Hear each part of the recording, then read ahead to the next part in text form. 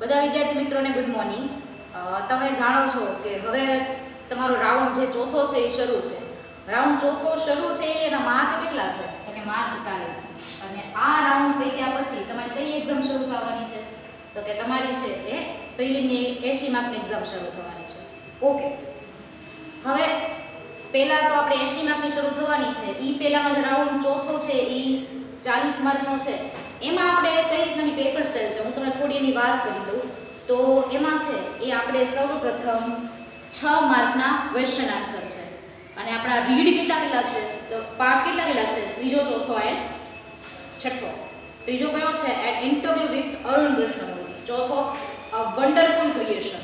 And છઠ્ઠો છે એ teacher વાળો છે. તો આમ 3 લેક્ચર છે, 3 પાઠ છે. અને પછી 3 પાઠ પછી આપણે જોઈએ કે હજી તો બ્લેક બુક તો તમારી કન્ટિન્યુ જેમાંથી જે પૂછાવાનું છે એ તો રહેશે જ. ક્વેશ્ચન આન્સર છે એ 6 માર્કના છે. ઓકે, ટ્રુ ફોલ્સ 4 માર્કના છે.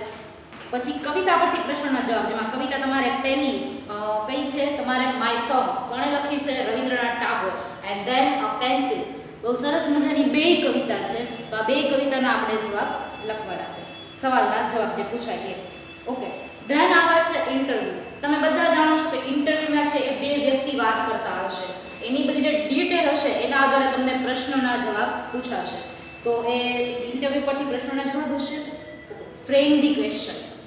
બહુ સરસ મજાના બધા WH question, frame who, what, why, when, where, આ ફ્રેમ ધ ક્વેશ્ચન હશે. આફ્ટર ફ્રેમ ધ ક્વેશ્ચન 2 માર્કના હશે ડુ એઝ ડાયરેક્ટ, જેમાં સ્ટાર્ટ લાઈક ધીસ આપી અને પછી તમને બધું પૂછ્યું હશે. Tense change, singular, plural, gender change, આ બધું જે પણ ચેન્જીસ આવતા હશે એ. Okay, then fill in the blanks. Fill in the blanks પછી છે non verbal text. Non verbal text બહુ સારી રીતે જાણો છો. સરસ મજાનું કોષ્ટક આપ્યું હશે અને કોષ્ટક પરથી પ્રશ્નોના જવાબ આપ્યા હશે. Okay, then nearest meaning, find out the nearest meaning.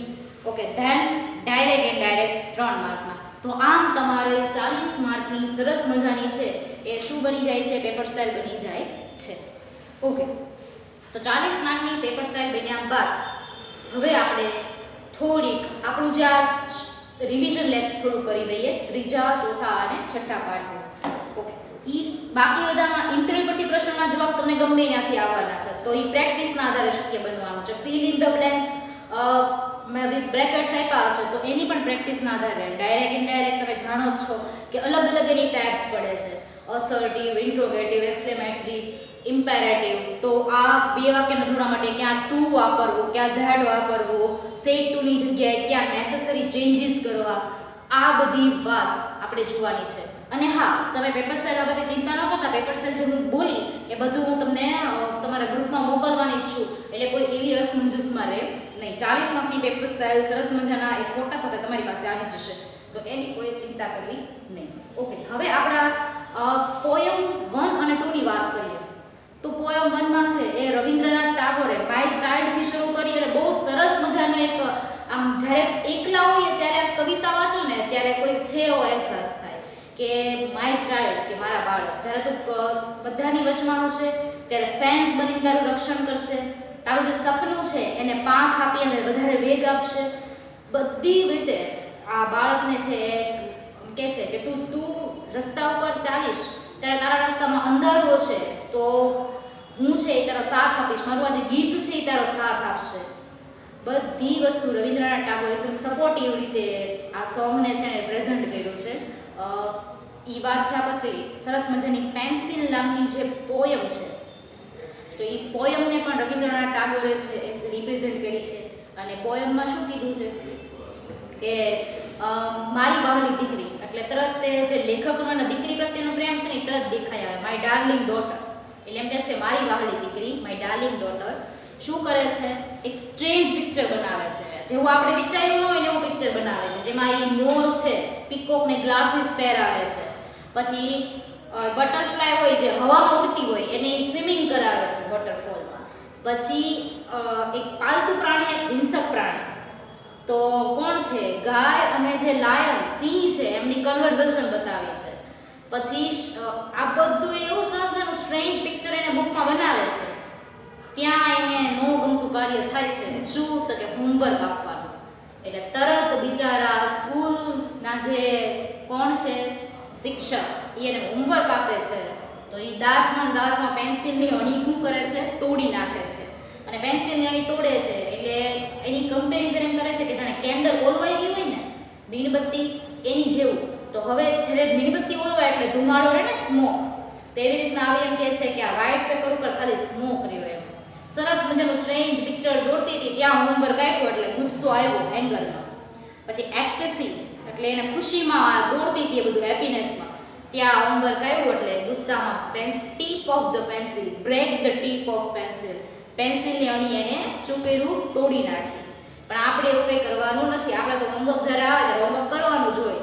તો આમ એને છે એ સરસ મજાની પોતાની વહાલી દીકરીના સ્ટ્રેન્જ પિક્ચરનું એને ક્યાં ગુસ્સો આવ્યો, પેન્સિલની કમ્પેરિઝન છે એમને કેન્ડલ સાથે કરી, આવી આપણે વાત છે એ પેન્સિલ નામની પોએમમાં જોઈ.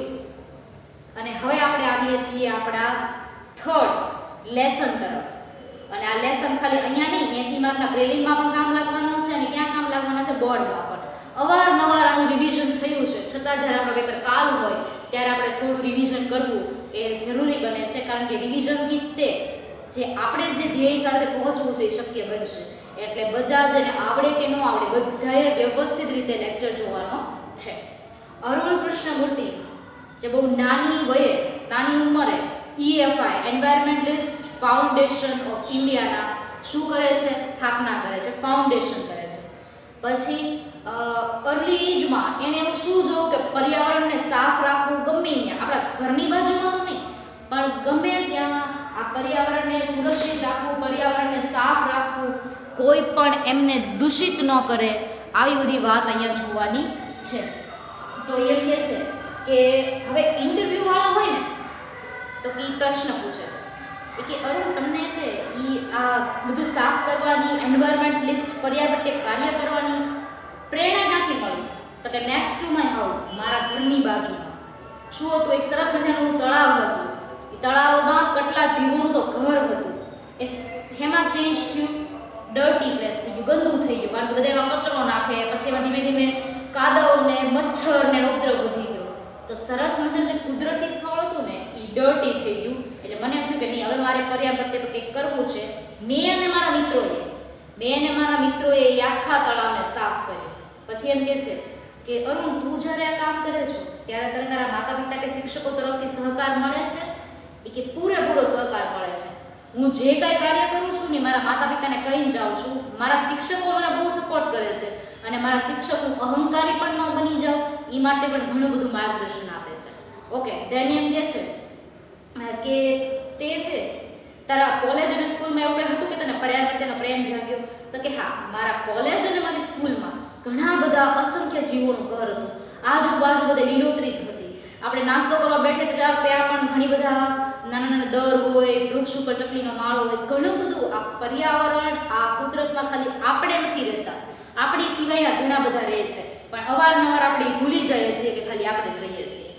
તો અને અવારનવાર આપણે એ ભૂલી જઈએ છીએ કે બીજા બધા રહે છે અને આપણું જ તે જ્યાં હોય ને આપણું જ રાજ છે, એવું છે નહીં. તમે જેટલા પૃથ્વી પર હક ધરાવો છો એટલે બીજા જીવો હક ધરાવે છે. પછી અરુણે બહુ સારી એવી જોબ કરી.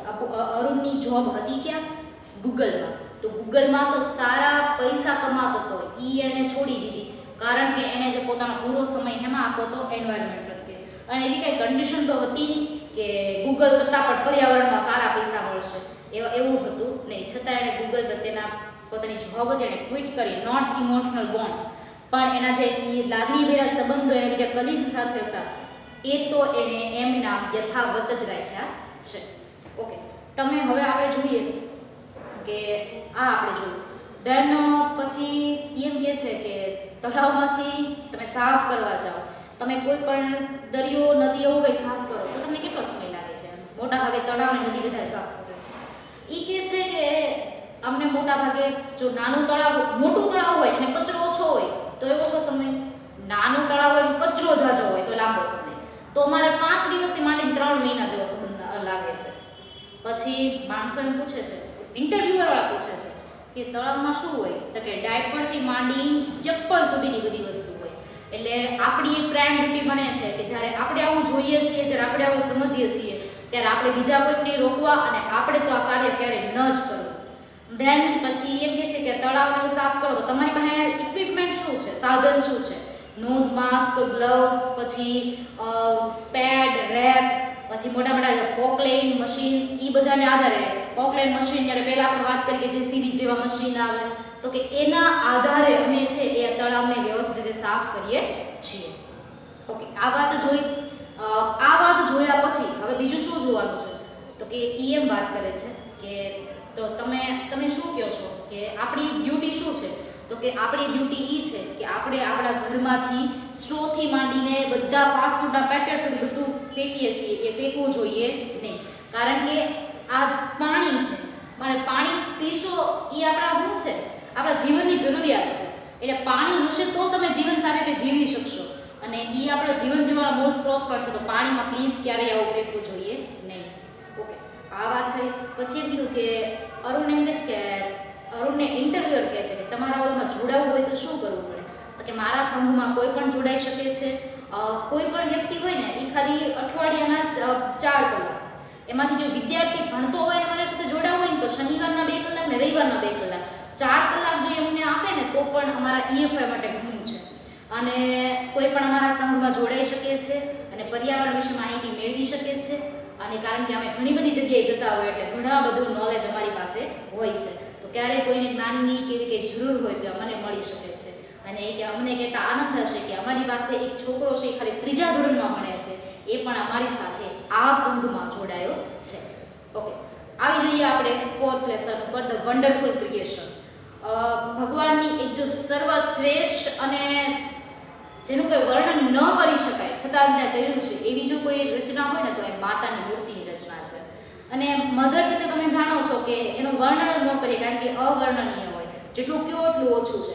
જેટલું આપણે સમજીએ છીએ ને એના કરતાં પણ એ વધારે સમજીને આપણી માટે બધી વસ્તુ તૈયાર કરી નાખે છે. તમે સવારે ઉઠો છો મોટા ભાગના ત્યારે અડધી વસ્તુ તો 70% તો મમ્મીએ જ તૈયાર કરી નાખી હોય છે કીધા વગર. તો માતા કેટલું કરી શકે એની જ થોડીક વાત જોવાની છે કે આજે લોર્ડ ભગવાન ખૂબ વ્યસ્ત હતા, તો એન્જલ આવીને કહે છે કેમ એટલા બધા વ્યસ્ત છો, ટેક રેસ્ટ કરો ને. તો ભગવાન એમ કહે છે કે ના, મારે રેસ્ટ કરવો નથી, કારણ કે મારે છે એ કામ કરવું છે. તો એમ કહે છે કે તમે સ્ટાન્ડર્ડ મોડલ ક્રિએટ કરો છો?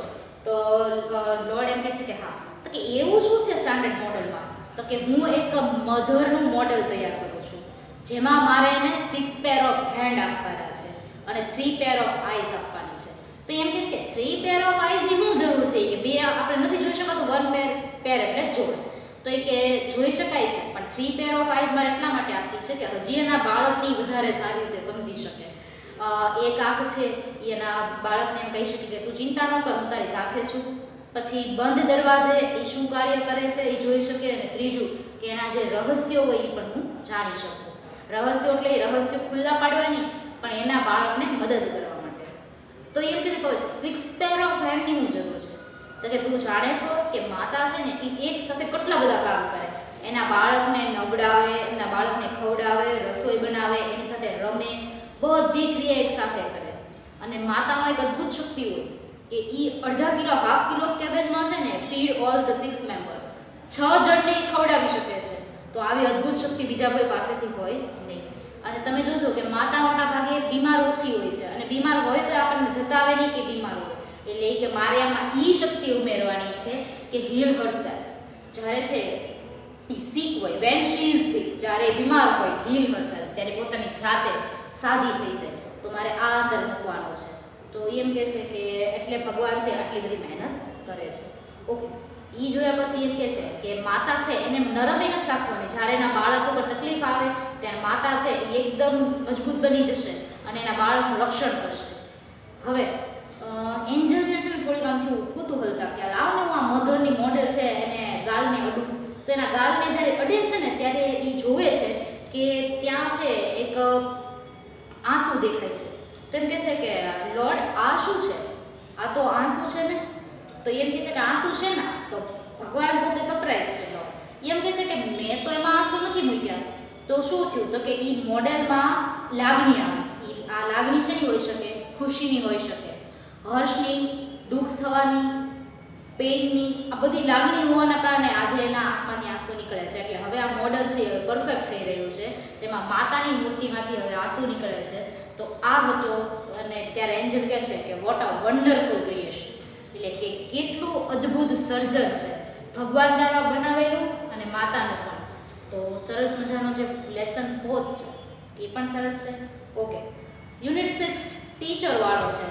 બધા બહુ સારી રીતે જાણે છે, છતાં આપણે એનો ટૂંકમાં માહિતી મેળવી લઈએ. ઓકે, તમને ખબર છે કે જે ટીચર વાળો જે લેસન છે એ લેસનમાં હેલન કેલર છે એ સેને સુલેવાન છે. તો સરસ મજાની આપણે શોર્ટ નોટ પણ ડિસ્કશન કરી છે, તમે જાણો છો. Helen Keller A deaf and blind છે. ડેફ એટલે બહેરી, બ્લાઇન્ડ એટલે આંધળી. ડેફ અને બ્લાઇન્ડ હોવા છતાં એ ગ્રેજ્યુએશન પૂરું કરે છે. તો વિચારજો કે એની આપણે ભણવું છે, ખાલી પાઠ ભણી લેશું એમ નહીં, એક વખત એ જોજો કે મુસાફરી કેવી છે. અને મુસાફરીમાં જે રસ્તા પર અંધારામાં હલતી હતી એ મુસાફરીમાં પ્રકાશ કોણે પૂરો પાડ્યો છે? એને સુલેવાન. ઓકે, જ્યારે હેલન છે ને બહુ નાની હતી ત્યારે એના મમ્મી પપ્પા ચિંતામાં હતા. એટલે એના મમ્મી પપ્પાએ હેલન માટે શું કર્યું? એક સરસ મજાના શિક્ષક ગોત્યા. શિક્ષક નહીં પણ જે જીવનનો પથ દર્શાવે ને એવા એને ગુરુ જોયા. તો એ છે એને સુલેવાન. ઓકે, એને સુલેવાન છે એ હેલનને સાથે રૂમમાં ગયા. હવે ખબર છે કે બોલશું તો સંભળાશે તો કંઈક ખબર પડશે, સંભળાશે જ નહીં તો કંઈ ખબર પડવાની નથી. તો એને સુલેવાન છે એ ક્યાં ગયા? એના રૂમમાં હેલનને એક ડોલ આપી અને એમ કીધું કે આને અડ, અને એના બીજા હાથમાં સ્પેલિંગ લખ્યો DOLL. તો ડોલનો સ્પેલિંગ લખ્યા બાદ હેલનને ખબર પડી કોઈક વસ્તુ છે, વસ્તુનું નામ છે, આ વસ્તુનો કદ છે, આનો કાંઈક કલર હશે. ઓકે, ધેન બીજા દિવસે એ લોકો બગીચામાં ગયા. વોટર ટેપની નીચે, પાણીના નળની નીચે હેલનનો હાથ રાખ્યો. બીજા દોરામાં લખ્યું WATER, હથેળીમાં, પામમાં. ઓકે, તો એ સ્પેલિંગ હતો WATER, વોટર. તો હેલનને એટલી ખબર પડી કે નહીં, આ પાણી છે, પ્રવાહી છે, અને એનું એક નામ છે વોટર. તો આમ હેલન છે અને નિશાને શું લેવાનું, રોજ નવા નવા શબ્દો શીખે. અને હેલનને દુનિયાની ઓળખાણ થાય કે દુનિયામાં પાણી છે, દુનિયામાં વસ્તુ છે, ઝાડ છે, ફૂલ છે, પાંદડા છે, આ દરેકનો આકાર છે, દરેકનું નામ છે. એટલે હેલન એવું સમજે છે કે નહીં, કાંઈક તો દુનિયામાં આટલી બધી વસ્તુ છે અને બધી વસ્તુમાં જીવન છે. થ્રોબ ઓફ લાઈફ, બધી વસ્તુમાં જીવન છે. ઓકે, આમ ધીમે ધીમે હેલન આટલું શીખી. બીજું સ્ટેજ આપ્યું સેન્સ ઓફ ટચ. અડી અને હવે બોલતા શીખવાનું છે, કારણ કે અત્યાર સુધી હેલન બોલતા શીખી નહોતી. એટલે મિસ સુલેવાને એમ કીધું કે તું મારા હોઠને અડ અને લિપ્સ ઓફ મૂવમેન્ટ, હોઠનું હલનચલન જો, અને ગળાને અડ, વાઇબ્રેશન ઓફ થ્રોટ. તો આના આધારે તું બોલતા શીખીશ કે શબ્દો આમ ઉચ્ચારાય. ધીમે ધીમે હેલન બોલતા શીખી, અને જેવું બોલતા શીખીને એટલે એના આનંદ ઉત્સાહનો કોઈ પાર ન રહ્યો. અને હેલને શું કર્યું? બધા હારે વાતો કરે, એના કૂતરા સાથે વાતો કરે, એના બેન સાથે વાતો કરે, બધી વસ્તુ હારે વાતો કરે, કારણ કે આટલા વર્ષો પછી બોલતા શીખે છે. ઓકે, હવે અઘરો સબ્જેક્ટ ધીમે ધીમે, હવે કંઈ નાન્યા નથી રહેવાનું, હવે સ્ટેજ બાય સ્ટેજ આગળ આવવાનું છે.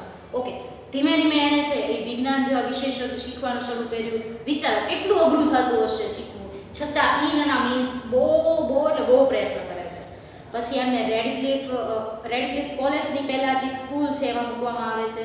સ્કૂલમાંથી બીજી સ્કૂલમાં મૂકવામાં આવે છે. તો એ સ્કૂલ મૂક્યા પછી હવે ધીમે ધીમે કોલેજ, સ્કૂલ પછી જ્યારે હેલન એક્ઝામિનેશન આપે છે ને એ દરમિયાન એના પપ્પા મૃત્યુ પામે છે. તો આઘાત ઉપર બીજો આઘાત, છતાં સરસ મજાના પેપર દેવાનો પૂરેપૂરો પ્રયત્ન કરે છે. તેની રેડક્લિફ કોલેજમાં આવે છે. સ્કૂલિંગ અને કોલેજમાં બહુ મોટો ડિફરન્સ છે, એ તમે જાણો છો. તો કોલેજમાં બધા ફટાફટ બોલતા હોય ને આમ તેમ, પણ હેલને કીધું કે વાંધો નહીં, જેટલો મારાથી કેચઅપ થશે એટલું હું કરીશ. અને બધા મુસીબતોને સામનો કરતા કરતા હેલન કેલર છે એ ગ્રેજ્યુએટ થઈ જાય છે. કોલેજના 3 વર્ષ પૂરા કરે છે. એના પહેલાં ડેફ એન્ડ બ્લાઇન્ડ એવા ગ્રેજ્યુએશન છે કે જેણે BAની ડિગ્રી હાસિલ કરી છે. હવે હેલન પોતાના વિશે લખે છે ઓટોબાયોગ્રાફી, જેમાં એડિટિંગ છે એ જ્હોન મેકી કરે છે. હેલનનું આ લખાણ છે એ ન્યૂઝપેપરમાં પબ્લિશ થાય છે, અને હેલનને શું કરવામાં આવે છે? પૈસા પણ ચૂકવવામાં આવે છે. હેલન પોયમ્સ પણ લખે છે, સ્ટોરી પણ લખે છે. અને હેલન એમ કહે છે કે આ સમાજ છે ને એ જે બ્લાઇન્ડને ધૂતકારે છે, તો મારે આ રિમૂવ ડાર્કનેસ, મારે અંધકાર છે ને જે આંધળાના જીવનમાં, એ દૂર કરવો છે. અને જેમ મારા માટે મારા મિસે આટલો કુરબાની આપીને મારે હવે બીજા માટે આપવી છે, બીજા લોકો છે ને મદદ માટે આગળ આવવું છે. આ સમય દરમિયાન હેલનની જિંદગીમાં ફરીથી કાળા વાદળ છવાયા, કારણ કે એમના જે મિસ એને શું લેવાનું છે એની આંખોની દ્રષ્ટિ નબળી પડી. અને આંખોની દ્રષ્ટિ નબળી પડી એટલે એને શું લેવાનું, શું પોતાની વ્યથા છે એને હેલન સમક્ષ રજૂ જ ન કરી ક્યારે. અને પછી હેલન કેલરને ખબર પડે છે કે મિસની આંખોની દ્રષ્ટિ સાવ એટલે સાવ જાય છે, એટલે એ ખૂબ પ્રયત્ન કરે છે, પણ છેલ્લે હેલન કેલરના જે ટીચર એને શું લેવા છે એ સંપૂર્ણપણે અંધ થઈ જાય છે, બ્લાઇન્ડ થઈ જાય છે. અને બ્લાઇન્ડ થયા પછી શું થાય છે કે હવે એ આગળ જોઈ શકવાના નથી. અને હેલનને ખૂબ દુઃખ થાય છે કે મારા જીવનમાં પ્રકાશ પાથરવા માટે મારા શિક્ષક છે ને એણે પોતાની આંખોની કુરબાની આપી દીધી છે, તો આ કેટલું મોટું સેક્રિફાઈસ છે. આવું સેક્રિફાઈસ ક્યારેય કોઈ ન કરી શકે. તો એવો સરસ મજાનો પાઠ આપણે ભણ્યા. આશા છે કે તમે 3 રિવિઝન થઈ ગયું છે પોએમનું પણ, અને સરસ મજાની ટેસ્ટ આપજો. બધાને best of luck and have a nice day.